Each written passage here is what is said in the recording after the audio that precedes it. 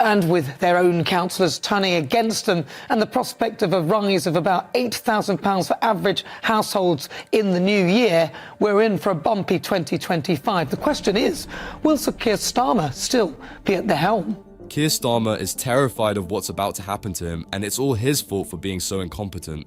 You are allowing illegal aliens to come into this country. You don't know where they're from, you don't know what values they hold, you don't know any of that, and yet somehow we're not supposed to be terrified of that. These random strange men from parts of the world where religious extremism. Labour is in shambles as GB News exposed Starmer's failure and demanded his resignation.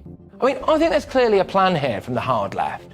Force as many kids as possible into the state sector and then pump them full of woke, race-obsessed, anti-British, BLM-inspired, diversity-infused rubbish to indoctrinate the next generation. GB News is causing outrage against Starmer and the Labour Party's latest sinister plan. What a year it's been. It started with the diagnosis of cancer for the King and the Princess of Wales. Meghan Markle was busy making jam. Rishi Sunak, remember him? He announced an election for July the 4th, and all hell broke loose. Nigel was out and then in. We will now be targeting Labour votes. We're coming for Labour, be in no doubt about that. The Reform Party came alive. We all knew that the Tories were dead in the water. Last year was incredibly eventful, and most of it was terrible, especially the shenanigans that Starmer got up to. And it feels good, I have to be honest. And that was that. Now, I'm prepared to support any elected government of the day because that's democracy. Even if only a fraction of the electorate voted, it's your own fault if you don't get what you want, if you haven't exercised your voting rights. But this current government, in my view, have been a complete and utter disaster. Given the long list of blunders Starmer has committed so far, GB News is demanding his resignation. Keir was swift on the uptake, which was, whilst most agree sentences for hurty words were a bit harsh, we had hoped that perhaps this swift justice would be an indication that punishment for crimes would be dealt with in a speedier manner. But instead, the jails were emptied earlier and prisoners were thanking Labour. Happy to be out today? I'm happy to be out. Are you grateful to Keir Starmer for this release scheme? No. Keir Starmer, I am. I'm a big Labour. Oh, really? Yeah. I'm happy to hold in with the new. It's been too long anyway, I think. Yeah. As soon as Starmer got elected, he became known as Sir Softy, who's soft on crime and loves criminals. Since then, we've had Freebie Gate. A Labour MP for South Shields, Emma Buck, gives her freebies to charity. He gives them away. Why won't you give things you've had for free back to charity or to a good cause? Well, all that happened is I wanted somewhere safe and quiet for my son to do his GCSE preparation. I needed it to be secure because of the situation we were in. No exchange of money. There's nothing to give away. As if that wasn't enough, Starmer turned out to be a shameless hypocrite who received expensive gifts from the Liberal elites. Policies that were not on their manifesto, like stripping the winter fuel allowance from pensioners, the Waspy Women, who they claimed they would help. Here with the 5 towns and Yorkshire Waspy Women. They've been running a great campaign on behalf of women right across this area but across the country as well, who've been so badly treated by this Tory government. We said we'll right that injustice, and within the 5 years of the Labour government we will compensate them for the money that they've lost. This is their money. Starmer and his cronies have done nothing but lie to the public countless times, and GB News has had enough. Talk about flip-flop. The farmers who they've crushed going back on a promise. This is a fair deal for farmers, whilst also ensuring that we bring in the money to get our public finances back on a firm footing. And basically every working person they promised not to tax. Even the TUC General Secretary Paul Nowak is questioning their policies out loud. On top of all those lies, there's the dozens of broken promises and how they've clobbered the Brits with insane taxes. And with their own councillors turning against them and the prospect of a rise of about £8,000 for average households in the new year, we're in for a bumpy 2025. The question is, will Sir Keir Starmer still be at the helm? Everyone hates stupid Starmer, and just like GB News, the entire nation wants him out the window. done it indoors. Reform, I think, are going to be the big news of 2025. I really do. I think that they are gaining a hell of a lot of support. The summer riots will be something that people will always remember. And, yeah, so going back to Keir Starmer, will he be in power? I think he's going to be in power for the next 4 years. I really do. Do you think? I do. I think, but don't underestimate reform. Underestimate them at your peril. Starmer has made the fatal mistake of underestimating Nigel Farage, and he's going to regret it. To be honest, I can't say that Rachel Reeves is doing much better. It might be a long, drawn-out process, but the economy is collapsing before her very eyes. What about this one? Richard says this to you, Liz, Jonathan. He says, Liz forgot 2 reasons why Labour have gone wrong: jealousy and envy. Starmer's incompetent and his cronies are just as bad, especially Rachel Reeves, who has single-handedly managed to ruin the economy of this entire nation. What we're witnessing right now is the slow downfall of the British economy, and that's just the tip of the iceberg. The nightmare budget isn't enough of a reason for GB News and the entire nation to demand Starmer's resignation. There's a bigger game behind the scenes, and it has everything to do with Starmer's socialist agenda and sinister plans for this country. I think Labour's New Year's resolution is to turn every single hotel in Britain into a base for illegal immigrants. When you see scenes like this,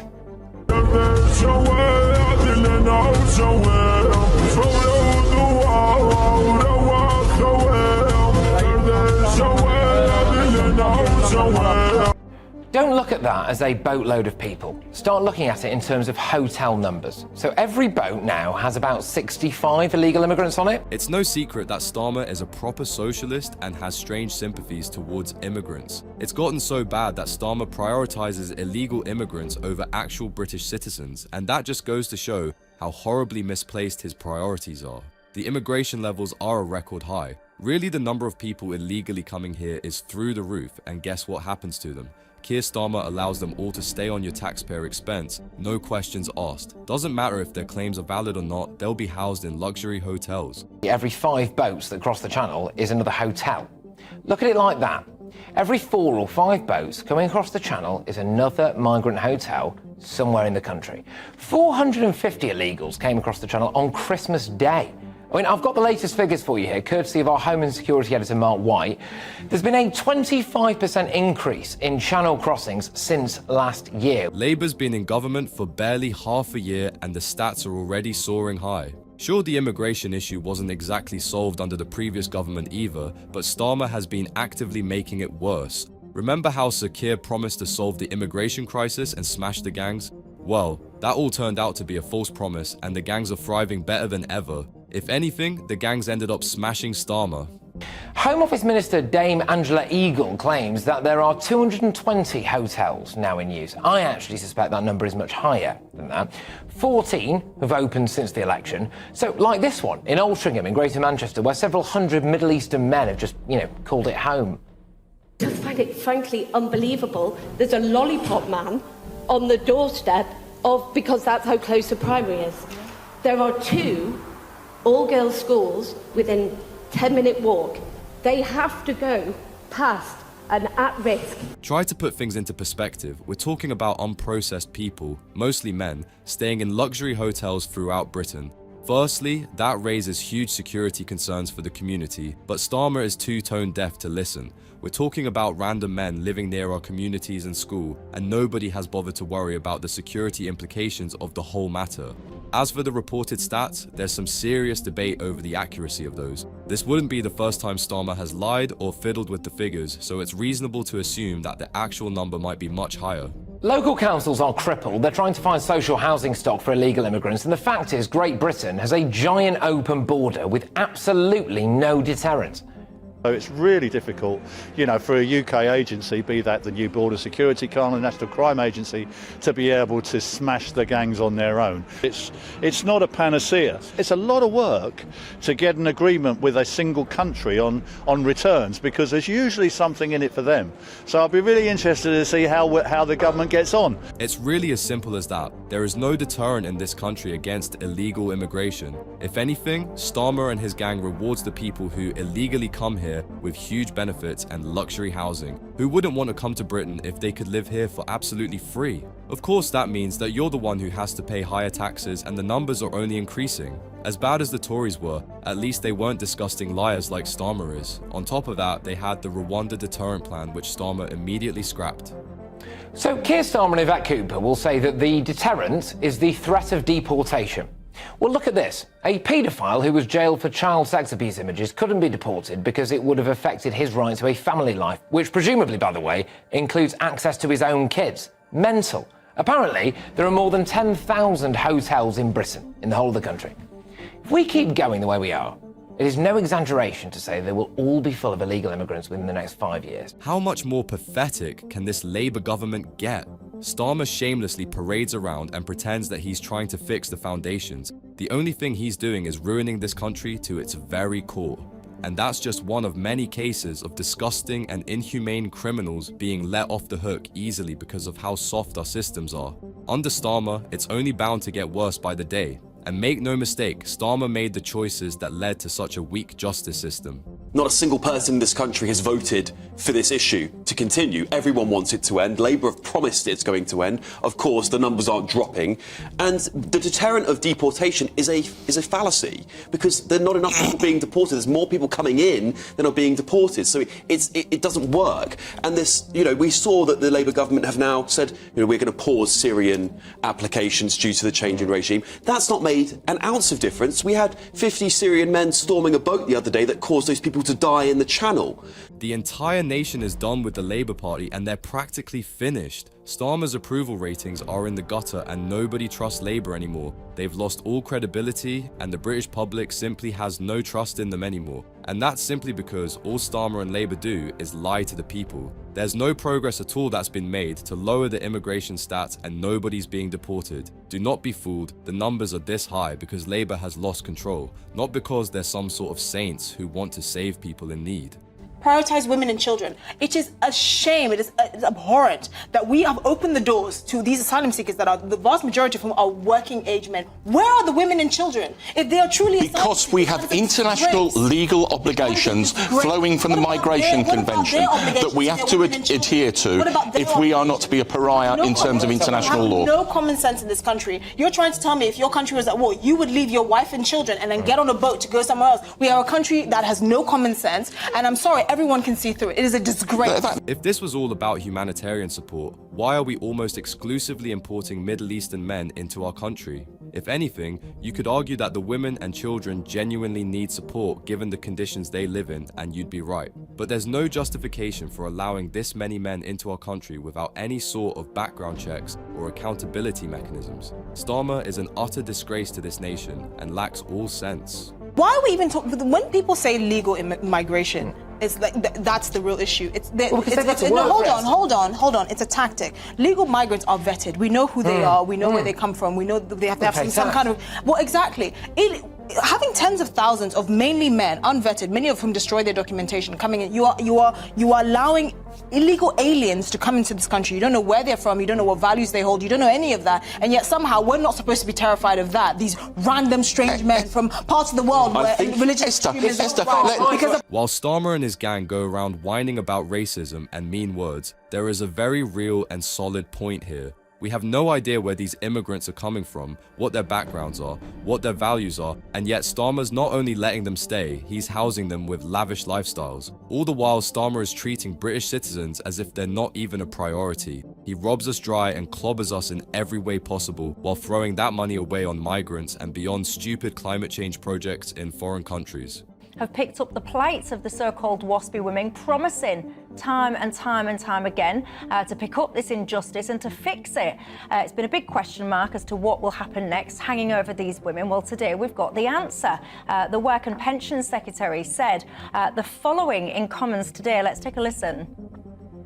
Given the vast majority of women knew the state pension age was increasing, the government does not believe paying a flat rate to all women at a cost of up to £10.5 billion would be a fair or proportionate use of taxpayers' money. Like the pensioners, the Waspy Women are another group that were promised justice and safety by Starmer, only for him to turn his back on them the moment he won the election. The reality is, every promise and pledge Starmer made was nothing more than a disgusting publicity stunt to gain support. He fooled us all into believing him, and now his true colours are leaking out. Guess how clueless and tone-deaf he can get. You've got Keir Starmer, him back in 2022. He's saying this is a real injustice. Why, you need to have this big campaign. He accepts that goalposts were moved and so on and so forth. And I mean, if you're a pensioner or a lady that's been affected by this, I understand why you would have voted for the Labour Party. You would have thought, hopefully, you'll finally get those wrongs righted. In fact, actually, I'll swing myself round and I'll come to you, Paul. Does the Labour Party have some kind of problem with pensioners in this country? People feel betrayed, and rightfully so, especially the pensioners who he cruelly decided to freeze during the winters. Now he's turning his back on the Waspy Women as well. It begs the question why Starmer seems to have a grudge against the elderly in this country. One reason might be that he's simply punishing those who didn't vote for him. And since pensioners mostly vote Conservative, he's targeting them in the most disgusting ways possible. What's more concerning is the shameless hypocrisy that Starmer so proudly waves around. Is that another £35 million is now going to be made available for support for people in Ukraine. And this comprises £15 million for humanitarian support as temperatures drop in the winter. Keir Starmer goes on. He says Ukrainian families are enduring cold, dark nights, often without heating or light or electricity, he says. I'm telling you now, pensioners will be watching this programme in Britain today. They will be sitting there in cold, dark houses. Starmer's sense of priorities is in the gutter, and that's exactly where he belongs as well. Sure, helping out the Ukrainians in tough times is all good, but doing so at the expense of British citizens is completely unacceptable. Starmer and Rachel Reeves were whining about how terrible the state of our public finances are, but in reality, it's more about how incompetent and idiotic their spending policies are. Thanks to Starmer, around 4,000 pensioners will freeze to death, and that's a choice he's fine with. No wonder GB News is tearing Starmer down. It's all about spending choices. And what really gets my goat is when you hear Labour wrongly and falsely trotting out this £22 billion black hole. Any budget deficit is a black hole. And notwithstanding this false claim that they keep making about £22 billion being in a black hole, in the last budget, there was £70 billion of new spending obligations. £70 billion, half of which was funded by tax rises, and 2/3 of those tax rises fell on the working class. If Starmer wanted to, he would have saved our pensioners and our farmers. The reality is simply that he has gotten all his priorities wrong. Of course, what else could we expect from the socialist, borderline lunatic Labour Party? They're throwing your taxpayer money away on the most ludicrous policies while whining that they need to increase taxes. It's as if we've elected literal toddlers to run this country. The only black hole that exists in our public finances is the one that Starmer and Rachel Reeves are creating. We have habitual abuses of the social contract. So, for example, we do not police our borders. It is an absolute cornerstone, in my view, of a social contract with the British people that our borders should be enforced. We have, for example, 1.5 million foreigners on benefits in this country, which I estimate costs the Exchequer around £15 billion a year. Then we have illegal migrants who are costing the thick end of £8 billion a year. That's your £22 billion a year just there. Many people don't know this, but everything that Starmer has been doing is a direct betrayal of our rights and what it means to be British. He is completely anti-Britain, and his actions prove that. Why else would he want to chain us back under the European Union again? Our borders are completely defenseless, and while Starmer is busy sending insane amounts of money to Ukraine, our own defenses are crumbling. And I saw Starmer today defending his inability to commit to increasing our military spend to 3% of GDP. Our armed forces are a shadow of their former selves. We are busy stoking the bear in Russia, firing British-made Storm Shadow missiles into Russia, but we're not arming up in the UK, again, because we can't afford to do it, and that is another breach of the social contract. In what delusional fantasy world does it make sense for Starmer to keep provoking Putin while most of our military isn't what it used to be? He either wants us to be crushed by Russia or lacks any strategic mindset. Is it really any wonder that this appalling government has lost all support? What's worse is that Starmer is getting desperate enough to stoop really low. He knows that this generation will never support him anymore, so he and Labour are coming to brainwash our next generation. Labour wants to force more children into state education so they can indoctrinate them with diversity and race-baiting, Britain-hating woke ideology. That's the allegation. Labour's Education Secretary Bridget Phillipson, whose career outside politics is essentially just working for the charity her mum set up, is about to destroy a generation of children because of her ridiculous politics of envy. On Wednesday, we will become the only country in Europe to tax education. Nobody knew why exactly Starmer and the Labour Party were trying to attack private schools by increasing the VAT payments. However, now that he's being exposed, the truth is turning out to be much more disgusting than any of us would have ever imagined. It turns out that Starmer and his cronies allegedly are going straight after our kids now. They know that they've lost all support from the sensible people, so now Starmer might be trying to capitalize on the next generation who doesn't know any better. The Treasury has given up being apolitical. They are celebrating the political decision to hike tax. This is despite teachers' unions, tax experts and school leaders saying this is a terrible idea. And now Bridget Phillipson is claiming that middle-class parents support her policy.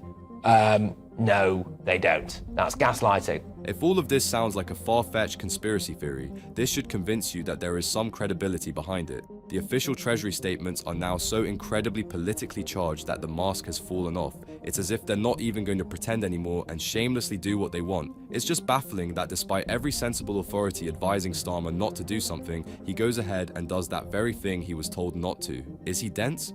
To learn the state curriculum.